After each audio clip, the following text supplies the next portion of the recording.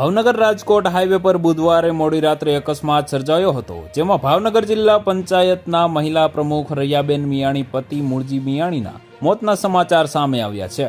Bike પર સવાર મૂળજીભાઈ અજાણ્યા વાહન સાથે અથડાતા ભાવનગરના ભાજપ નેતાનું મોત નીપજ્યું હોવાની માહિતી સામે આવી છે। મળતી માહિતી અનુસાર ભાવનગરના સિહોરમાં ગઢુલા ગામ નજીક ભાજપ નેતા મૂળજીભાઈ મિયાણીનો અજાણ્યા વાહન સાથે અકસ્માત સર્જાયો હતો। મૂળજી મિયાણી બાઇક લઈ હાઈવે પરથી પસાર થઈ રહ્યા હતા। તે સમયે અચાનક બાઇક સ્લીપ ખાઈ ગયું અને અજાણ્યા વાહન સાથે ટકરાયું હતું, જેના કારણે ઘટના સ્થળે તેમનું મોત નીપજ્યું હતું। આ ઘટનાની જાણ થતાં જ પોલીસ અને એમ્બ્યુલન્સ ઘટના સ્થળે પહોંચી ગઈ હતી અને મૃતદેહને પોસ્ટમોર્ટમ અર્થે હોસ્પિટલમાં મોકલવામાં આવ્યો હતો। હાલ સમગ્ર બનાવને ધ્યાને લઈ સોનગઢ પોલીસે અકસ્માતનો ગુનો નોંધી આ વિશે વધુ તપાસ હાથ ધરી છે।